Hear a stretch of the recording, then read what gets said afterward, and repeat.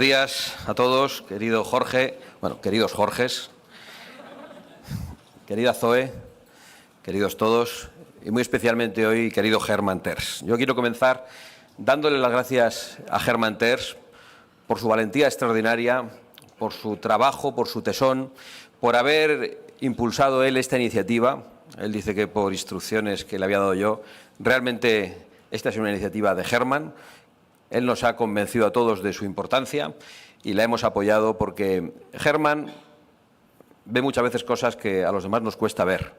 De hecho, yo voy a confesar mi admiración por Germán Terç y lo que le digo a muchos amigos cuando encuentro un tuit de Germán y se lo envío. Yo digo, yo de mayor quiero ser como Germán. Ya sé que solo me lleva 17 o 18 años, así que perdona por lo de mayor y quédate con que pronto quiero ser como Germán, porque Germán es un modelo de valentía para todos nosotros y yo no quería dejar de decirlo hoy aquí. Por esa defensa, sin ningún tipo de matices, que hace de la libertad, del Estado de Derecho, de la propiedad privada y de la hispanidad. Es verdad que hoy hablamos aquí de la iberosfera, de Iberoamérica, y lo hacemos precisamente por un gesto de cortesía y por una voluntad de integración de nuestros hermanos portugueses y brasileños, y por dar una visión de un conjunto aún mayor. Pero a mí hoy me vais a permitir que hable de hispanidad. Yo quiero decir que la hispanidad no es un recuerdo, es una realidad viva. La hispanidad no es solo una comunidad de origen, es una comunidad de destino. Y la hispanidad es una comunidad de destino con una lengua, con una cultura y con unos valores compartidos que cada vez son más fuertes en el mundo, que cada vez cobran más vigor, que se extienden. Y lo estamos viendo también en Norteamérica con la elección de Donald Trump, donde todos los hispanos han jugado un papel determinante. La hispanidad es una de las grandes gestas de la historia universal y por eso es tan odiada por los enemigos de España y por los enemigos de Occidente. Y por eso el socialismo, que no se conforma con gobernar, necesita destruirla. Necesita destruir lo que somos, necesita arrebatarnos nuestra libertad, necesita dividir a los pueblos, necesita corromper las instituciones y necesita borrar nuestra memoria, nuestra historia y nuestra identidad para sustituirlo por ideologías absolutamente mortíferas, como son el socialismo, el indigenismo y el climatismo, por ejemplo. Lo vemos, esta denuncia que ejercemos hoy aquí, con toda claridad en Iberoamérica, con Maduro y su narcorrégimen, con el matrimonio Ortega-Murillo y su dictadura de Manuel, con el castrismo reciclado de Díaz-Canel, con Arce, el carcelero de la expresidenta Yanine Áñez, y con Gustavo Petro, terrorista del M-19 y bajo cuyo mandato se ha intentado asesinar al líder de la oposición y responsable de muchos otros crímenes. Lo vemos también en Brasil, con una democracia secuestrada por un juez y por un tirano como Lula, por un juez como Moraes y por un tirano como Lula que persigue a la oposición hasta niveles sorprendentes. Y mientras tanto también lo vemos en México con la señora Sheinbaum, que ha hecho jueces a los abogados de los cárteles de la droga y legisla para amordazar a los medios de comunicación. Y que se levanta cada mañana para exigirnos a España y a los españoles un perdón que no corresponde, como hacía su antecesor, López Obrador, y cuya señora, por cierto, acaba de pedir la nacionalidad española. Desgraciadamente la resolverán pronto, porque si estuviéramos en el gobierno haríamos todo lo posible para que no la reciba, igual que haremos todo lo posible para que las llaves de oro que se conceden a dictadores en el Ayuntamiento de Madrid sean retiradas y para que no se ponga alfombra roja en el Congreso y en las instituciones españolas a ningún criminal, a ningún terrorista y a ningún dictador.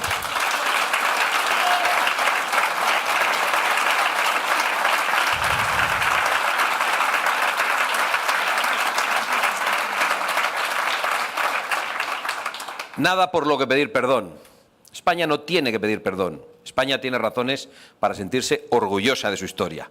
Y no solo España, todos los autores de la hispanidad, que es algo que nos trasciende a los propios españoles. Porque España no colonizó, como otros.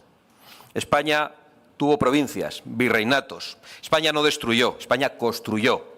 No solo grandes obras e infraestructuras, sino sobre todo una hermandad de naciones unidas por la lengua, por la fe y por un mismo ideal de grandeza. Y por eso hemos podido ver en nuestras primeras constituciones esas referencias emocionantes a los españoles de ambos hemisferios.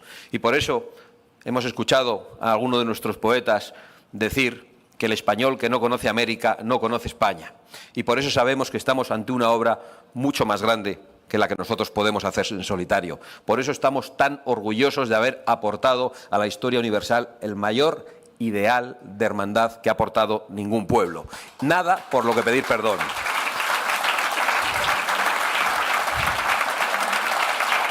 Y a quien no le guste o a quien no lo sepa, pues que estudie historia y si no, que deje de mentir. Pero no nos engañemos nosotros. El peligro no está solo al otro lado del Atlántico bajo esos regímenes que hemos mencionado. El peligro está también aquí. Aquí están sus cerebros y los personajes tan siniestros como los de la extrema izquierda de Podemos y como Zapatero. España ha caído en manos del socialismo. Un socialismo sin escrúpulos, no en manos del sanchismo, no, en manos del socialismo, que algunos piensan que de repente Zapatero no existió a pesar de su imprescindible actuación en este momento para entender todo lo que está pasándonos a los españoles y a muchos otros pueblos de Hispanoamérica. Pedro Sánchez ha convertido el Estado en su propio cortijo. Ha asaltado las instituciones indultando a golpistas y amnistiando a criminales. Y lo ha hecho con la complicidad de la izquierda, del separatismo y de una derechita cobarde que traga y que calla porque carece de ideas y de proyecto y porque sabe que es corresponsable. Yo quiero volver a denunciar.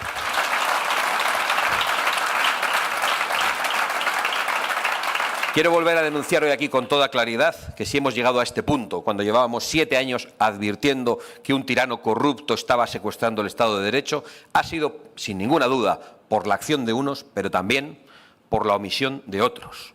Porque los que pueden hacer, no han hecho. Los que podían paralizar en el Senado, no tramitando la iniciativa de la amnistía, no lo hicieron. Los que podían haber impedido la renovación del Constitucional no votando a Conde Pumpido, no lo hicieron. Los que podían, con los jueces que habían nombrado, haber impedido el pleno de ayer para que no existiera quórum y la sentencia de la amnistía fuera materialmente imposible, no lo hicieron ni recibieron ningún tipo de instrucción para hacerlo. Los que podían romper el pacto entre populares y socialistas en Bruselas no lo han hecho. Los que podían presentar una moción de censura no lo han hecho y cuando otros la hemos presentado han votado en contra de las mismas. Los que podían, con sus votos, favorecer que comparecieran Zapatero y otros tantos socialistas, no solo no lo han hecho, sino que han votado en contra en el Senado de la petición de Vox. Y esto hay que denunciarlo. Nosotros no podemos, con nuestro silencio, con la necesidad de dar esperanza a los españoles, callar estas estafas absolutamente incomprensibles e inaceptables. Por supuesto que queremos dar una alternativa a los españoles y que estamos dispuestos al pacto con otros. Pero no podemos ocultar que hay otros que parece que están más dispuestos al pacto con los socialistas y que están esperando a que Pedro Sánchez tenga que huir a la República Dominicana y que a ellos les caiga el poder para volver a obtener los votos, el permiso para gobernar de lo que quede del socialismo después de eso. Nosotros no vamos a contribuir a ese periplo ni a esa estafa y todos los españoles pueden estar absolutamente seguros de nuestra promesa. Frente a esa realidad insostenible que denunciamos, algunos desde el Gobierno pretenden imponer el discurso de que el problema es la polarización. Nos dicen que el problema es la crispación y nos dicen que hay que buscar la reconciliación y que en eso consiste la amnistía. No son más que palabras vacías, no son más que mentiras, porque ellos no buscan la reconciliación, buscan la confusión, buscan equiparar a los criminales que tenemos en nuestro suelo, entre el golpismo separatista, con quienes cumplen el deber, con los representantes públicos que respetan las leyes, con los ciudadanos honrados que pagan impuestos. Buscan silenciar a los que denuncian el mal y proteger a quienes lo cometen. Pero nosotros no vamos a caer en esta trampa. No vamos a caer ni aquí en España ni en Hispanoamérica, porque no es polarización llamar a las cosas por su nombre. Es responsabilidad, es decencia, la que muchos ya no tienen, y es cumplir con nuestro deber moral. Y por eso nosotros apelamos al sentido común, porque es algo intuitivo, que todos tenemos cerca, que todos tenemos dentro y que nos acerca a la verdad. Lo que hoy vive España es el mismo proceso que vivieron Venezuela, Nicaragua o Bolivia. ¿Les parecen palabras gruesas a muchos? Yo creo que no. Insisto, muchas de las cosas que hoy trata de ocultar el gobierno corrupto, ilegítimo e ilegal de Pedro Sánchez llevan a Zapatero y a Venezuela. Y por eso no estamos ante un problema nacional, estamos ante algo más grave que un problema nacional, estamos ante una lucha civilizacional. Y esa lucha exige unidad en la verdad. Esa lucha exige unidad entre los patriotas, exige unidad entre naciones hermanas y unidad entre todos los que no estamos dispuestos a rendirnos. Y por eso celebramos con orgullo, y Germán, vuelvo a felicitarte, esta cuarta cumbre de la Iberosfera. Porque aquí se alzan voces libres. Aquí hay ejemplos como los de Zoe Valdés y muchos otros que tienen que ser para nosotros un modelo de comportamiento y de resistencia. Porque aquí nadie baja la cabeza. Y porque aquí, como venimos diciendo desde hace años, a través de estas cumbres, pero también a través de Disenso, del Foro de Madrid y de Vox, construimos una alternativa con nuestros aliados, que es la alternativa iberoamericana al socialismo de unos, a la cobardía de otros y al globalismo de todos ellos. Una alternativa que está formada por una red de naciones, una red de líderes y de pueblos que se niegan a ser sometidos. Una esperanza, sin ninguna duda, para millones de personas en todo el mundo y un aviso para los tiranos. Vuestro tiempo se ha acabado y vuestros regímenes están agonizando. Vuestros regímenes van a ser derrotados. Porque, aunque advertimos de los nubarrones que se acercan, es verdad que frente al avance del mal podemos decir que hay señales de esperanza. Hoy Argentina vuelve a hablar de libertad. Paraguay defiende su soberanía con firmeza. Ecuador planta cara al crimen y al chantaje y sabemos que vendrán más cambios. Vendrán en Chile con nuestro amigo José Antonio Kast y el despertar de millones de chilenos. Vendrán en Perú con el alcalde de Lima, Rafael López Aliaga, uno de los primeros firmantes de la Carta de Madrid. Y vendrán en Honduras con la salida del nefasto matrimonio Zelaya Castro, que ha traicionado a su pueblo y que ha entregado el país al crimen y al autoritarismo. La región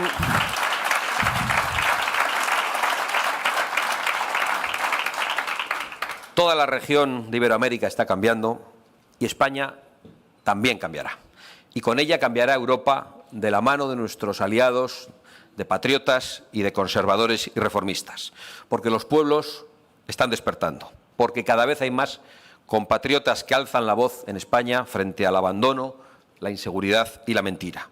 Creo que se abre un nuevo tiempo para nuestras naciones y que es un tiempo de esperanza, de dignidad y de reconstrucción.